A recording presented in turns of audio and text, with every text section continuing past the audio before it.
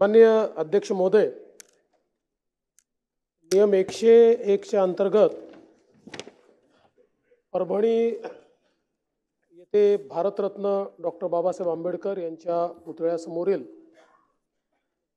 संविधानाची जी काही प्रत आहे त्या शिल्पाला ज्या प्रकारे त्या ठिकाणी नुकसान पोहोचवण्यात आलं, तोडण्यात आलं आणि त्यानंतर उद्भवलेली परिस्थिती आणि त्याचवेळी बीड येथील मसाजोग या ठिकाणी झालेली जी काही निगृढ हत्या आहे, या दोन विषयांवर अल्पकालीन चर्चा या सभागृहामध्ये करण्यात आली।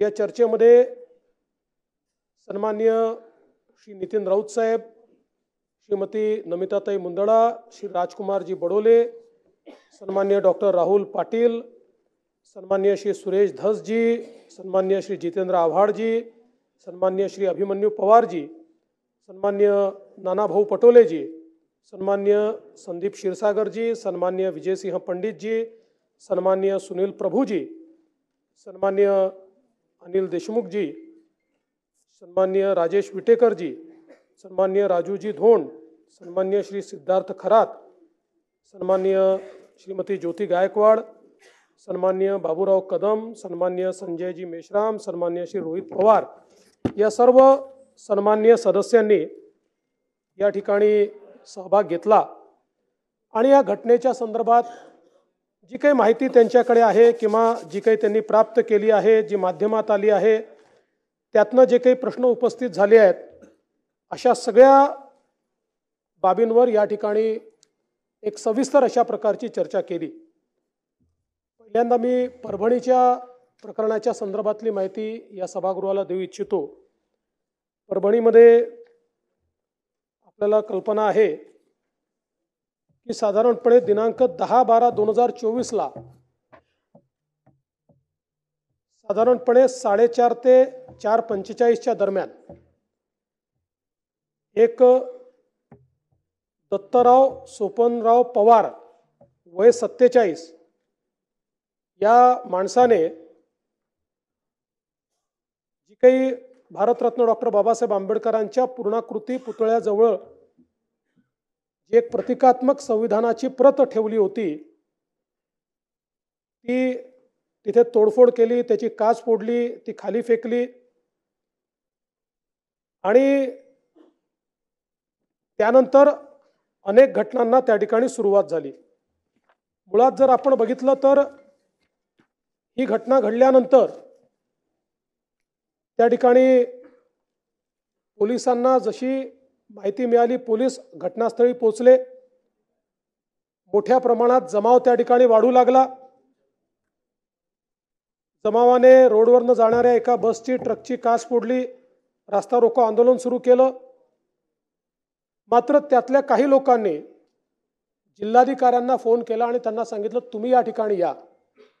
जमावातले काही लोक, काही नेते मंडळी होती जी शांततेने हे सगळं झालं पाहिजे असा प्रयत्न करत होती आणि त्यामुळे त्यांनी जिल्हाधिकाऱ्यांना फोन केला आणि सांगितलं तुम्ही या ठिकाणी या। जिल्हाधिकारी आले, जिल्हाधिकाऱ्यांनी त्या ठिकाणी चर्चा केली, भारतरत्न डॉक्टर बाबासाहेब आंबेडकरांच्या पुतळ्याला त्या ठिकाणी हार घातला आणि त्यानंतर सगळ्यांची चर्चा करून तो जमाव तिथनं गेला।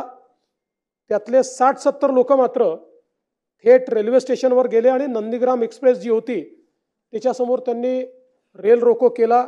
काही काळ तो रेल रोको चालला, मग त्यांनाही समजवण्यात आलं, त्यांनी तो रेल रोको परत घेतला। दरम्यानच्या काळामध्ये काही संघटनांनी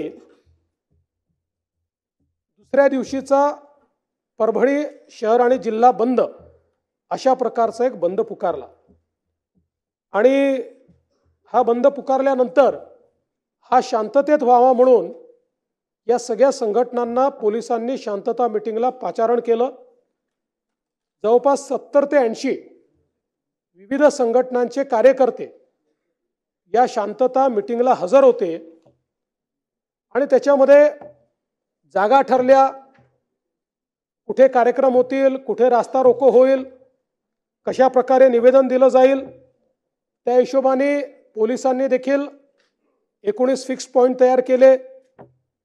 आणि त्यानंतर 11 डिसेंबरला म्हणजे दुसऱ्या दिवशी ठरल्याप्रमाणे 7-8 ठिकाणी हा चक्काजाम आंदोलन सुरू झालं. शांततेचं सुरू होतं आणि त्यातल्या 7 वेगवेगळ्या डेलिगेशन्सनी एक एक करून जिल्हाधिकाऱ्यांना भेटून शांतपणे आपली निवेदनं दिली आणि हा कार्यक्रम सुरू होता.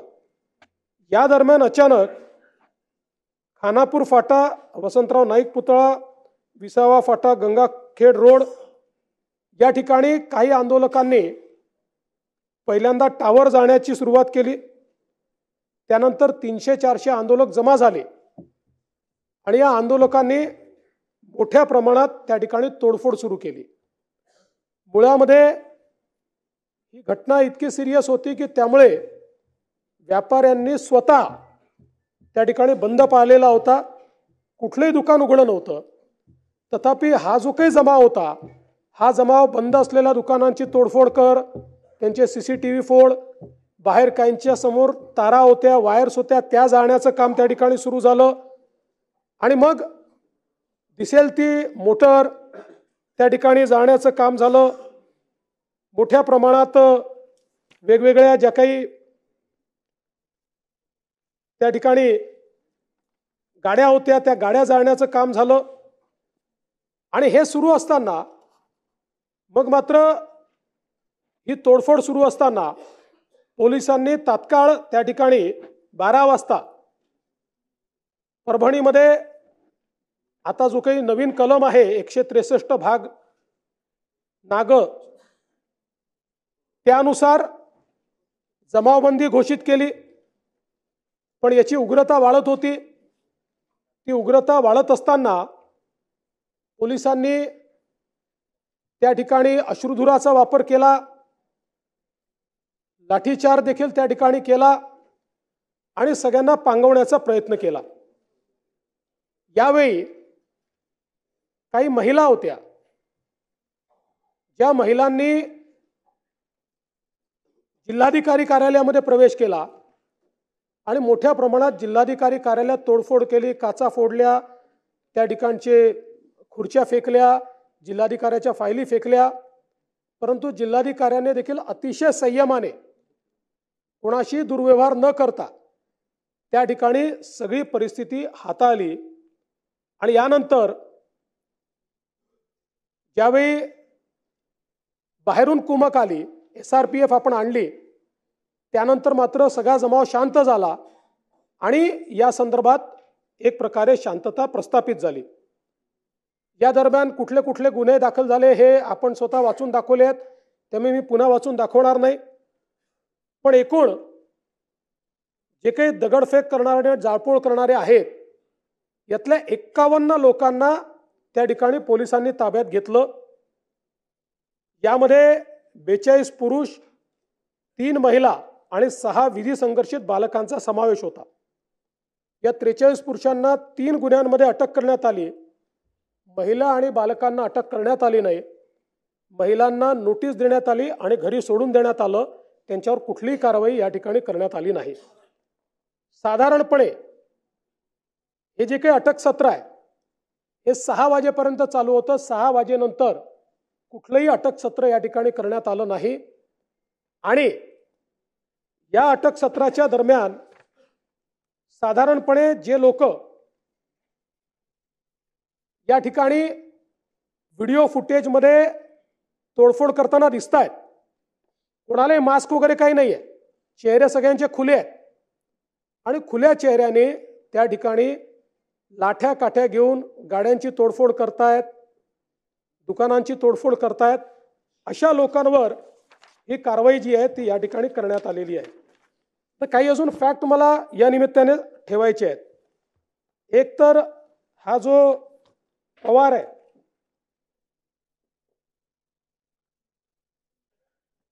जो काही आरोपी आहे, हा आरोपी मनोरुग्ण आहे. 2012 पासून त्याच्यावर ट्रीटमेंट चाललेली आहे. आणि त्या दिवशी खरं म्हणजे त्याचा रिपोर्ट माझ्याकडे आहे. हा खरंच मनोरुग्ण आहे की नाही याच्याकरता 4 डॉक्टरची समिती तयार करण्यात आली होती आणि या 4 डॉक्टरच्या समितीमध्ये हे सगळे सायकियाट्री विभागाचे 4ही डॉक्टर आहेत.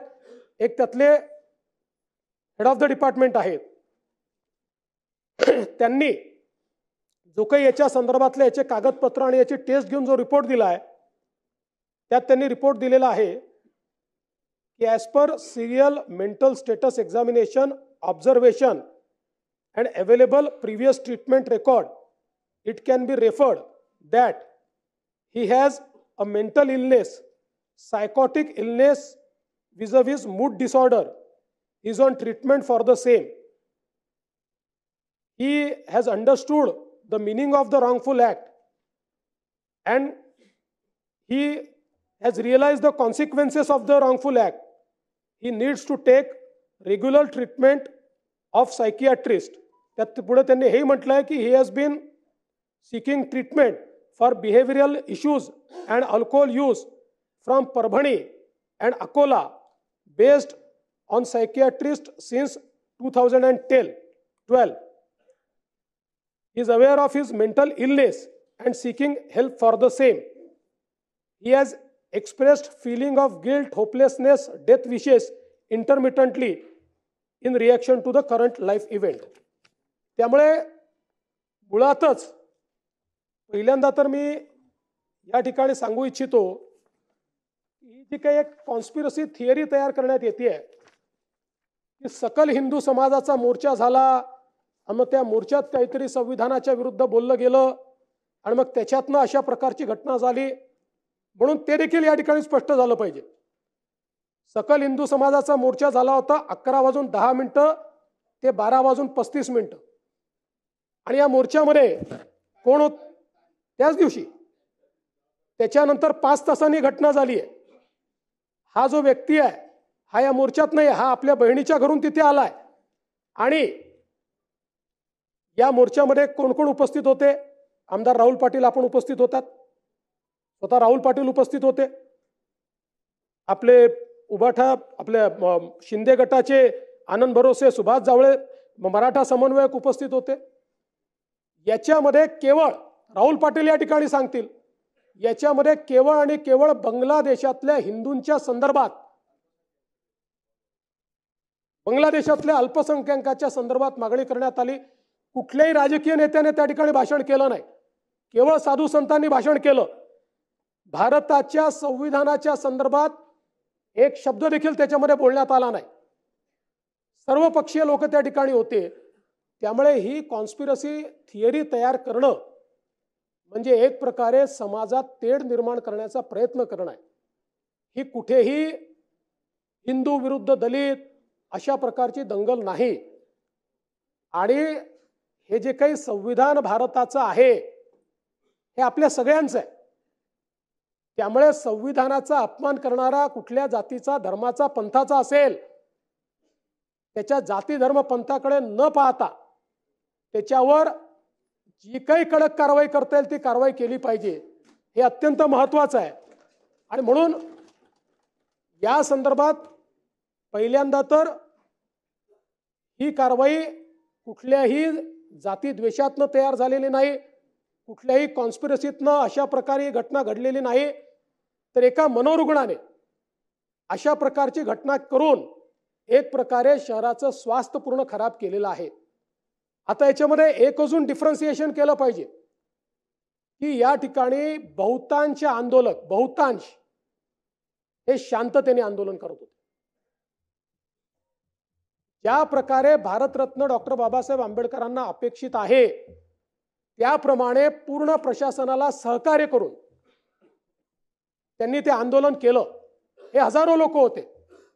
200-300 लोक केवळ असे होते की ज्यांनी या आंदोलनाला पूर्णपणे गालबोट लावलं आणि समोरून कुठलाही फोर्स नाहीये, परंतु कुठल्या तरी उद्वेगानं त्या ठिकाणी मोठ्या प्रमाणात तोडफोड झाली. आणि म्हणून ही जी कारवाई आहे आता ती अधिकची झाली आहे का याच्यावर मी येणार आहे. पण एक गोष्ट या सभागृहाने देखील लक्षात घेतली पाहिजे की जर बहुतांश लोक शांततेनं त्या ठिकाणी आंदोलन करत असतील तो राईटफुल अधिकार आहे. अशा वेळी जर काही लोक तोडफोड करत असतील तर आपल्याला ठरवायचं आहे की अशा प्रकारचा लॉलेसनेस आपण मान्य केला पाहिजे का. एक कोणीतरी मनोरुग्ण अशा प्रकारची कारवाई करतो आणि त्याच्यानंतर आपण बघा लोकांचं नुकसान किती झालंय. या ठिकाणी सरकारी कार्यालयांचं नुकसान तर आहेच, पण सामान्य जे नागरिक आहेत यांच्या गाड्या तोडल्या, टू व्हीलर तोडल्या, दुकानं तोडली, त्याचं देखील प्राथमिक नुकसान 1,89,54,400 कोटी रुपयाचं आहे. या लोकांचा काही संबंध नाही आहे या घटनेशी, पण त्यांचं अशा प्रकारे नुकसान हे या ठिकाणी करण्यात आलेलं आहे.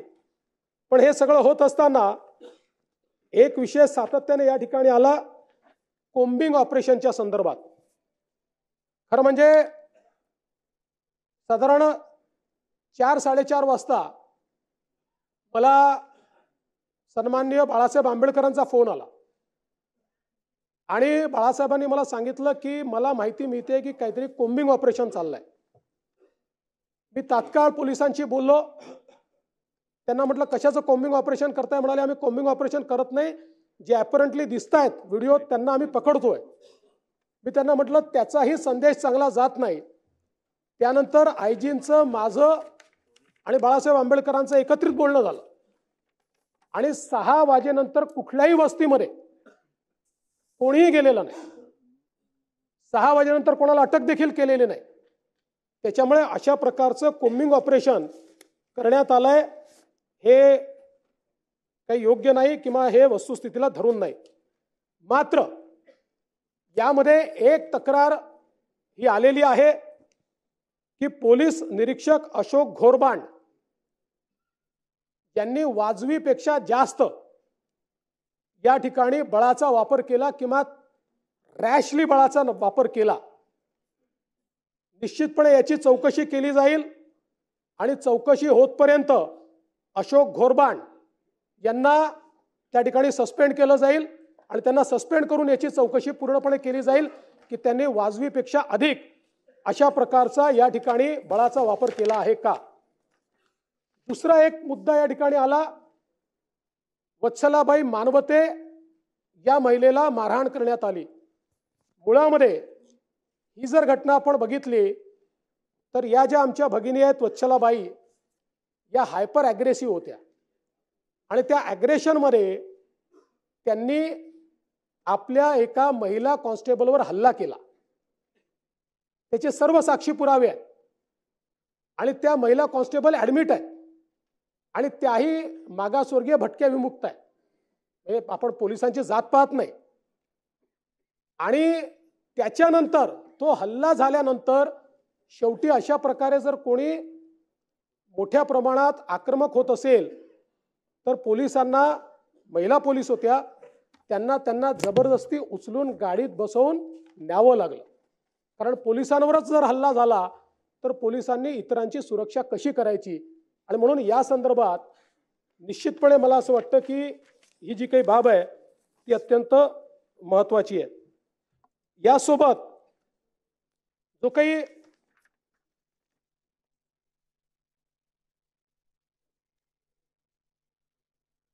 एक आंदोलक आहेत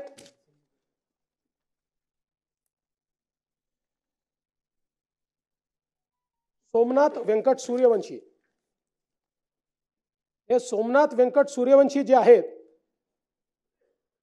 हे लॉचं शिक्षण घेत होते.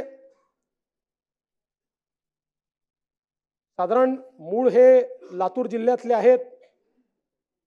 त्या ठिकाणी त्यांचा परिवार आहे. पुण्यामध्ये आले, मग परभणीमध्ये शिक्षण घेत आहेत.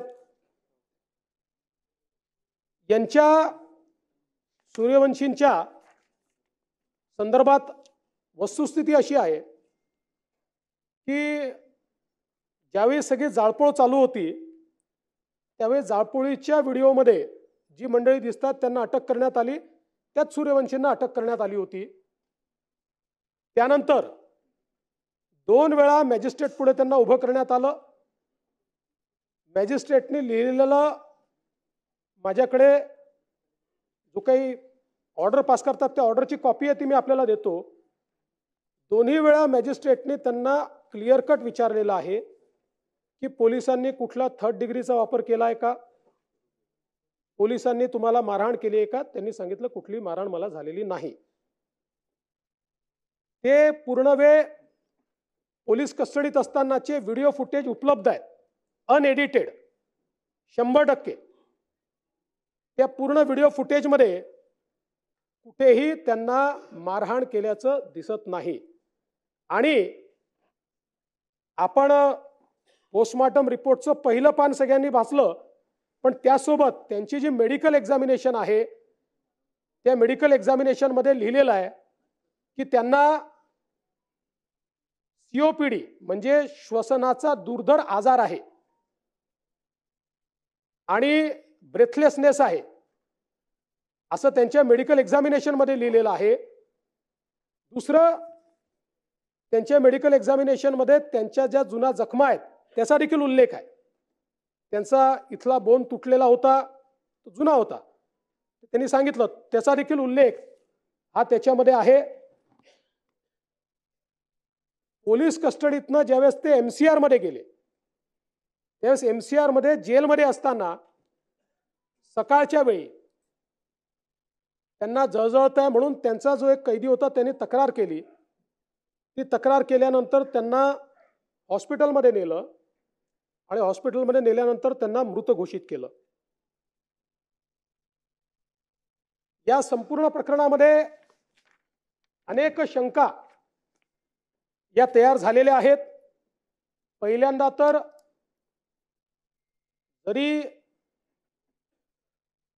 त्या सगळ्या प्रकरणातले ते आरोपी असले तरी देखील गरीब समाजाचे आहेत, वडार समाजाचे आहेत, मागासवर्गीय आहेत आणि म्हणून पैशाने काही कोणाचा जीव परत येत नाही. तथापि त्यांच्या कुटुंबाला 10 लाख रुपयाची मदत ही राज्य सरकारच्या वतीनं केली जाईल. आणि ज्या शंका उपस्थित झाल्या, शेवटी शंका जर उपस्थित झाल्या असतील तर त्याचं निरसन झालं पाहिजे, केवळ एकतर्फी होऊन चालणार नाही. आणि म्हणून या सगळ्या प्रकरणाची न्यायालयीन चौकशी ही केली जाईल. आणि ही करत असताना नानाभाऊ आपल्यालाही सांगतो आणि नितीन राऊत साहेब आपल्यालाही सांगतो, 1998 नंतर माननीय उच्च न्यायालयाने निर्णय घेतला की न्यायालयीन चौकशी करता आम्ही सिटिंग जज देणार नाही. आपण त्यांना पत्र पाठवतो, ते रिटायर्ड जजची नावं पाठवतात, त्याच्यावरच आपण न्यायालयीन चौकशी करतो. तशा प्रकारे जे काही संशय याच्यात तयार झालेले आहेत त्या संशयाच्या संदर्भातली न्यायालयीन चौकशी ही निश्चितपणे केली जाईल.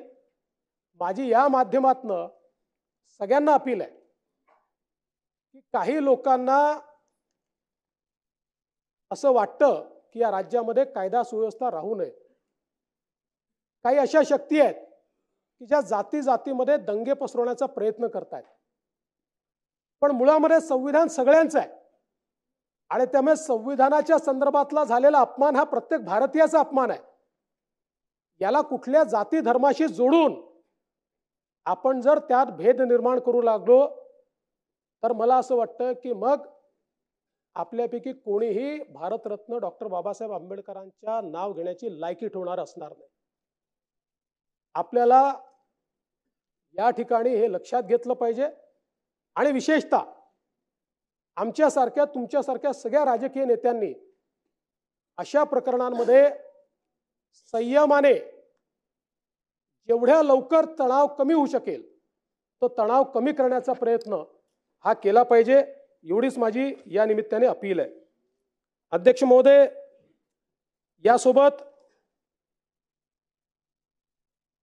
बीडमध्ये जे प्रकरण मस्साजोगला या ठिकाणी झालं,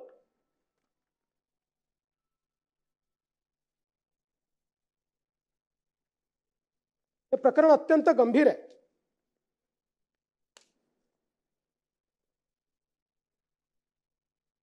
यातनं खरं म्हणजे एक केवळ संतोष अण्णा देशमुख यांची निगृण हत्या करण्यात आली इथपर्यंत हे प्रकरण मर्यादित नाही.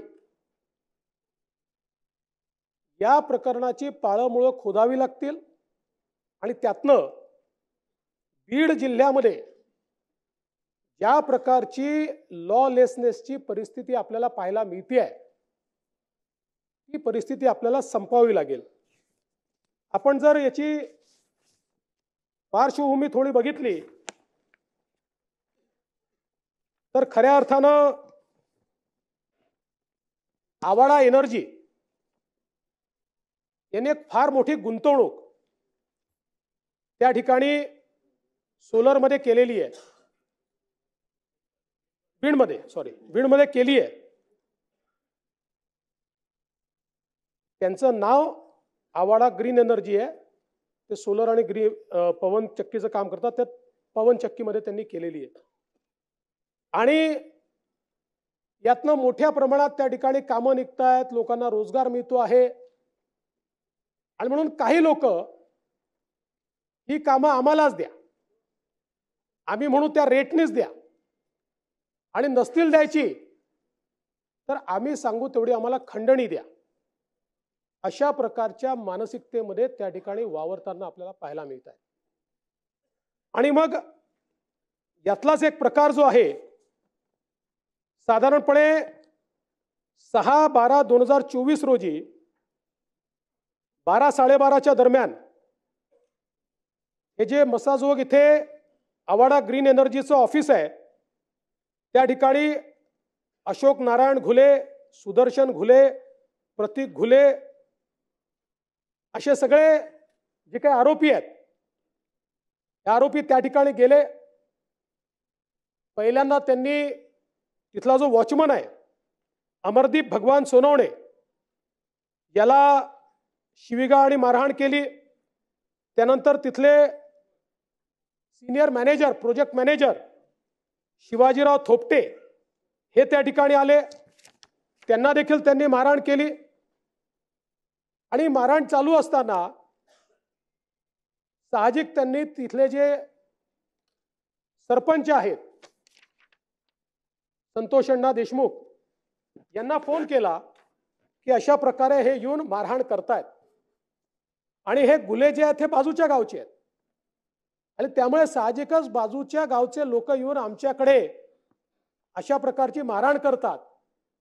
म्हणून ते त्या ठिकाणी आले आणि त्या ठिकाणी आल्यानंतर तिथे थोडी मारहाण झाली आणि अर्थातच देशमुखांसोबत देखील अनेक लोक आले होते. त्यांनी एक प्रकारे हे येऊन इथे जर दादागिरी करत असतील तर यांना धडा शिकवला पाहिजे या हिशोबाने त्यांना थोडा चोप दिला आणि त्याचा व्हिडिओ देखील मोठ्या प्रमाणात व्हायरल झाला की कशा प्रकारे हे घुले वगैरे दादागिरी करत होते आणि कशा प्रकारे त्यांना मार खावा लागला, अशा प्रकारचा एक व्हिडिओ व्हायरल झाला. आणि त्यानंतर आपल्याला कल्पना आहे की साधारणपणे 9 तारखेला 9/12/2024 संतोष अण्णा हे 4 चाकी वाहनातनं त्या ठिकाणी आपल्या गावी परत जात होते.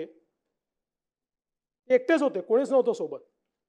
पेट्रोल पंपावर थांबले. तिथे त्यांचे आत्ते भाऊ आहेत ते त्यांना दिसले.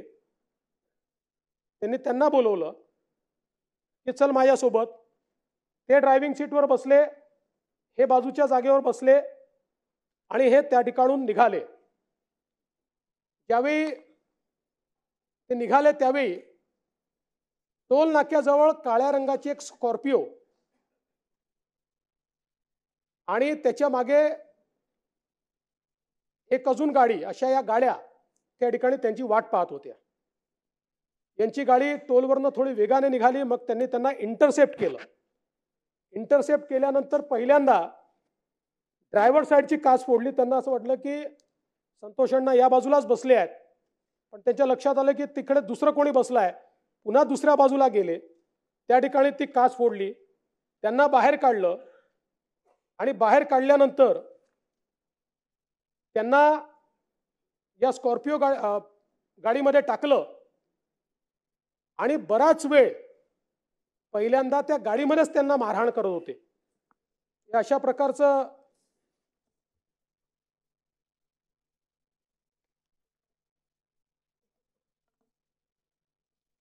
अशा प्रकारच्या तारा होत्या की ज्या तारांच्या अशा त्या गुंडाळून आणि जे पाठीवर सगळे व्रण दिसत आहेत ते याचे व्रण आहेत. याने त्यांना प्रचंड मोठ्या प्रमाणात त्या ठिकाणी मारहाण करण्यात आली. त्याच्यानंतर पुढे त्यांना उतरवून मारहाण करण्यात आली आणि ज्यावेळी असं लक्षात आलं की आता हे जिवंत नाहीत त्यावेळी त्यांना सोडून हे सगळे लोक पळाले. आता या सगळ्या याच्यात सातत्याने सरपंचांचा भाऊ हा घुले यांच्या संपर्कात होता आणि तो घुले त्यांना सारखा सांगायचा 20 मिनिटात सोडतोय, 15 मिनिटात सोडतोय. अशा प्रकारे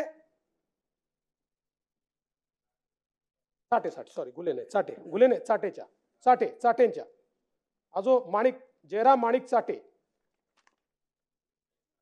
विष्णू महादेव चाटे 45 वर्षीय विष्णू महादेव चाटेच्या संपर्कात होता.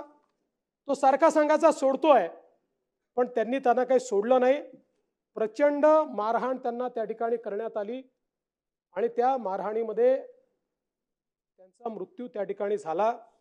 अतिशय दुर्दैवी अशा प्रकारचा मृत्यू आहे. यात एकच फक्त सुरेश अण्णांनी या ठिकाणी जो मुद्दा मांडला, कारण काही गोष्टी या रेकॉर्डवर ठीक असल्या पाहिजे म्हणून सांगतो की हा जो काही मुद्दा समोर आलेला आहे की त्यांचे डोळे वगैरे जाळण्यात आले, ही वस्तुस्थिती नाही आहे. त्यांच्या डोळ्यावर मारण्यात आलेला आहे, पण डोळे जाळण्यात आलेले नाही आहेत. पण जो काही त्यांची हत्या झालेली आहे अतिशय निगृढ अशा प्रकारची ही हत्या झालेली आहे. आणि याच वेळी खरं म्हणजे काही प्रश्न उपस्थित झाले की ही 6 तारखेची घटना झाली, या 6 तारखेच्या घटनेवर एट्रॉसिटी हा उशिरा का दाखल करण्यात आला. त्याचं प्रामुख्याने कारण असं होतं की 6 तारखेच्या घटनेची जी फिर्याद आहे ही फिर्याद प्रोजेक्ट इंजिनियर शिवाजी थोपटेंनी दिली होती आणि त्यावेळी त्यांनी स्वतःला मारहाण कशी झाली या संदर्भातली फिर्याद दिल्यामुळे तिथे अट्रॉसिटी अट्रॅक्ट झाला नाही. 4 दिवसांनी ज्यावेळेस त्यांनी ॲडिशनल फिर्याद अमरदीप सोनवणेची दिली, अमरदीप सोनवणे हे मागासवर्गीय असल्यामुळे त्या फिर्यादीवर अट्रॉसिटी त्या ठिकाणी लागू करण्यात आली. याच दरम्यान एक अजून वस्तुस्थिती आपल्या लक्षात आली आहे ती म्हणजे 29/11/2024 रोजी ही एक केस पोलीस ठाण्यात फिर्याद आहे. ज्या फिर्यादीमध्ये असं म्हटलंय की सुनील केंदू शिंदे हे मस्साजोग येथील आवादा एनर्जी प्रकल्पाच्या कार्यालयात हजर असताना त्यांचा मोबाईल क्रमांक जो काही असेल वर विष्णू चाटे याच्या मोबाईल क्रमांक जो काही असेल यावरून वाल्मिक कराड याने प्रकल्पाचे काम बंद करण्याबाबतची धमकी दिली. तसेच दुपारी 14:30 सुदर्शन घुले याने कार्यालयात येऊन काम बंद करण्याबाबत धमकी दिली व काही दिवसापूर्वी Shivaji Thopte project senior manager यांना वाल्मिक कराड याने परळी येथे बोलवून आवादा कंपनीचे काम बंद करा अन्यथा 2 करोड रुपये देऊन काम चालू ठेवा असे सांगितले व वेळोवेळी विविध लोकांचे मोबाईलवरून प्रत्यक्ष अप्रत्यक्षरित्या प्रकल्पाचे काम बंद न ठेवल्यास मारहाण करण्याच्या व जीवे मारण्याच्या धमक्या दिल्या. हा गुन्हा आधी घडलेला आहे, त्यानंतर हा गुन्हा घडलेला आहे. मात्र या संपूर्ण प्रकरणामध्ये या दोन्ही गुन्ह्यांचा काय संबंध आहे याची चौकशी आपण करतोय. मी या निमित्ताने या सभागृहाला आश्वस्त करू इच्छितो, हा जो काही गुन्हा घडलाय याचा मास्टर माइंड कोणीही असला तरी त्याच्यावर कारवाई केलीच जाईल. आपण वारंवार वाल्मिक कराडचं नाव घेतलं म्हणून नाव घेऊन सांगतो, या गुन्ह्यामध्ये एका गुन्ह्यात तर त्याचा पुरावा दिसतोच आहे, त्याच्यावर कारवाई होणारच आहे, पण याही गुन्ह्यामध्ये जर वाल्मिक कराड बद्दलचे पुरावे असतील तर तो कोण आहे, कुठल्या पक्षाचा आहे, कोणाकोणासोबत फोटो आहे, सगळ्यांसोबतच आहे, आमच्यासोबत आहे, यांच्यासोबत आहे, पवार साहेबांसोबत आहे, सगळ्यांसोबत आहे, कोणासोबत फोटो आहे याचा विचार न करता कारवाई केली जाईल. कारण मी काल देखील बोललो, ज्या प्रकारे बीड जिल्ह्यामध्ये अराजकाचं राज्य तयार करण्याचा प्रयत्न होतोय आणि विशेषतः काही सदस्यांनी सांगितलं, सुरेश अण्णांनी देखील सांगितलं, कोणावर 307 लावायच्या, कोणावर वेगवेगळ्या केसेस लावायच्या. मला असं वाटतं की अतिशय चुकीचं या ठिकाणी घडतं आहे आणि पोलीस प्रशासनाची जबाबदारीच आहे. मी काल देखील डीजींना सांगितलं की याचा दोष हा पोलीस प्रशासनाचा देखील आहे. पोलिसांनी देखील एखाद्यावर जर एखादी आपण फिर्याद नोंदवतोय तर त्याची वस्तुस्थिती काय आहे, मग इकडे फिर्यादी नोंदवायच्या आणि मग तिकडे बिसमरी करायची आणि मग मध्यंतरीच्या काळामध्ये हे सगळे निर्धावलेले अशा प्रकारचं काम करताना आपल्याला पाहायला मिळतात. हे यापुढे सहन केलं जाणार नाही. मी या सभागृहाला आश्वस्त करतो, या बीड जिल्ह्यामध्ये अशा प्रकारच्या क्रिमिनल ऍक्टिव्हिटी करणारे जे कोणी असतील यांची पाळंमुळं आम्ही खणून काढू आणि यांच्यावर तर मी सांगितलेलं आहे, कारण सगळ्यांवर गुन्हे आहेत, त्यामुळे 302 वगैरे सगळं तर लागेलच, पण सोबत यांच्या सोबत काम करणारे जेवढे लोक आहेत वेगवेगळ्या गुन्ह्यांमध्ये, हे सगळे एकत्रितपणे मकोकाच्या गुन्ह्याला पात्र होतात. त्यामुळे यांच्यावर मकोका देखील या ठिकाणी लावण्यात येईल. पुराणवयानेही जे जे लोक या गुन्ह्यामध्ये प्रत्यक्षपणे किंवा या गुन्ह्याला एड करतायत अशा प्रकारचं निष्पन्न झालं, त्यांनाही संघटित गुन्हेगारीचा भाग समजून त्यांनाही मोकामध्ये टाकण्यात येईल. आणि बीड जिल्ह्यामध्ये वाळू माफिया, बीड जिल्ह्यामध्ये या ठिकाणी वेगवेगळ्या उद्योगांना त्रास देणारे अशा प्रकारचे जे लोक आहेत, भूमाफिया पण असतील, एक मोहीम हातामध्ये घेऊन या सर्व लोकांवर संघटित गुन्हेगारीच्या अंतर्गत त्या ठिकाणी कारवाई करण्यात येईल. आणि हे जे सगळं प्रकरण आहे, या प्रकरणामध्ये 2 प्रकारची चौकशी आम्ही करणार आहोत. एक, आयजी लेवल अधिकारी यांच्या अंतर्गत SIT तयार केलेली आहे. ती SIT या प्रकरणाची पूर्ण चौकशी करेल. आणि दुसरीकडे, कारण शेवटी SIT चौकशी करताना गुन्ह्याच्या अनुषंगाने करते, इकोसिस्टीमच्या अनुषंगाने चौकशी झाली पाहिजे, म्हणून न्यायालयीन चौकशी देखील या संपूर्ण प्रकरणाची या ठिकाणी केली जाईल. टाइमलाईन आपण साधारणपणे 3 ते 6 महिन्यात पूर्ण करू. 3 ते 6 महिन्यात. आणि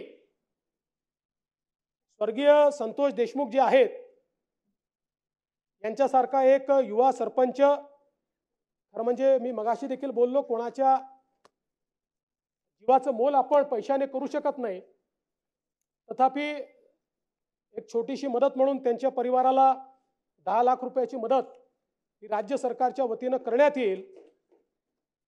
आणि या संपूर्ण प्रकरणाची गंभीरता आणि त्यासोबत या ठिकाणी जी प्रकरणं बाहेर येत आहेत, या सगळ्या प्रकरणांमध्ये कुठेतरी पोलीस प्रशासनाची कुचराई दिसत असल्यामुळे बीडच्या एसपींना ट्रान्सफर करण्याचा निर्णय हा या ठिकाणी मी घेतलेला आहे. महाजनांचा जो विषय आहे, पाटीलला तो ऑलरेडी आपण सस्पेंड केलाय, पण महाजनांच्या संदर्भात आपल्याला मी माहिती घेतली. बघा, चुकीच्या व्यक्तीवर कारवाई होऊ नये म्हणून मी तुम्हाला टाइमलाईन सांगतो, आणि ही जी टाइमलाईन आहे ही सगळी सीसीटीव्ही फुटेजमध्ये उपलब्ध आहे. 15:24 किडनॅपिंग झालं. 15:35 महाजन यांना मृतकाच्या भावाचा फोन आला. 15:43 सुदर्शन घुलेचं लोकेशन हे त्यांनी चिचोली माळी शिवारात असल्याचं महाजनांनी असर्टन केलं. 15:52 शासकीय आपलं वाहन त्या ठिकाणून रवाना झालेलं आहे, आणि त्या भागामध्ये, पूर्ण भागामध्ये स्वतः महाजन आपली टीम घेऊन फिरताना दिसत आहेत. 16:26 त्या ठिकाणी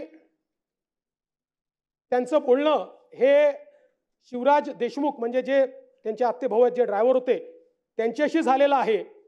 आणि 16:36 देखील त्यांचं टोल नाक्यावर लोकेशन दिसत आहे पूर्ण त्यांच्या टीम सहित.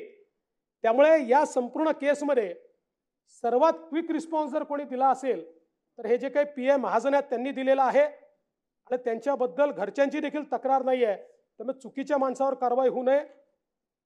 बाकी इतरांनी ज्या वेगानं कारवाई करण्याची गरज होती ती कारवाई न केल्यामुळे आपण त्यांच्यावर कारवाई केलेली आहे. मी पुन्हा एकदा सभागृहाला आश्वस्त करू इच्छितो की कायदा आणि सुव्यवस्था ठेवणं ही सरकारची आणि आपल्या सगळ्यांची जबाबदारी आहे. कुठल्याही प्रकारे जातीय तणाव निर्माण होऊ नये, कुठल्याही प्रकारे या ठिकाणी कोणी कोणाला लुटताय, ओरबाडताय, खंडणी वसूल करताय, अशा प्रकारचे प्रकार घडू नयेत.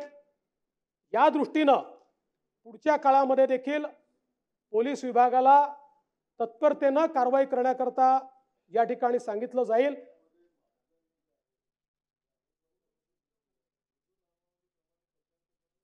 ते असेल तर बघू, तो काही प्रश्न नाही. नाही, ते ठीक आहे, तो प्रश्न नाही. बघा, मी जर वरिष्ठ अधिकाऱ्यांवर कारवाई करतोय तर कनिष्ठांवर करायला काय प्रॉब्लेम आहे, पण जो नाही त्याच्यावर कारवाई करून पोलिसांमध्ये चुकीचा संदेश देऊन चालणार नाही. पोलिसांचे मॉरल ठेवावं लागतं. हा फोर्स आहे. या फोर्समध्ये जर कोणी ठीक काम करत असेल त्याला तुम्ही केवळ जनभावने करता किंवा एखाद्या गोष्टी करता विक्टिमाइज केलं तर पोलिसही मग काम करणार नाहीत, ते हात झटकतील. आणि म्हणून निश्चितपणे आपण जे सांगितलं त्या सगळ्या गोष्टींकडे आपण लक्ष देऊ, आणि या सगळ्या प्रकरणांमध्ये गांभीर्याने या ठिकाणी शासनाने दखल घेतली आहे, त्याच्यावर शासन कारवाई करेल, एवढंच या निमित्ताने सांगतो. माझ्या बोलण्यामध्ये एक विषय राहिला. विजय वाकोडे हे त्या ठिकाणी दलित समाजाचे मोठे कार्यकर्ते आहेत, नेते आहेत.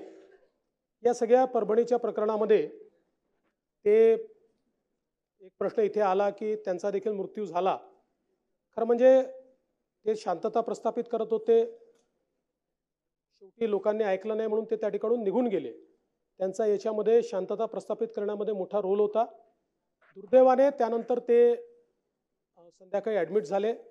ॲडमिट झाल्यानंतर त्यांचा त्या ठिकाणी मृत्यू झाला, आणि त्याच्यामध्ये त्यांना 2 वेळा त्यांची एन्जिओप्लास्टी झाली होती. हार्टचा प्रॉब्लेम होता. वय देखील त्यांचं जवळपास 67 वर्ष होतं. पण राजकुमार बडोलेजींनी माझ्या लक्षात आणून दिलं की त्यांनी शांतता प्रस्थापित करण्याकरता या ठिकाणी प्रयत्न केलेला आहे. एक चांगला कार्यकर्ता आहे, आणि म्हणून बडोलेजींनी ती मागणी केली आहे. त्यांना देखील 5 लाख रुपयाची मदत राज्य सरकार देईल.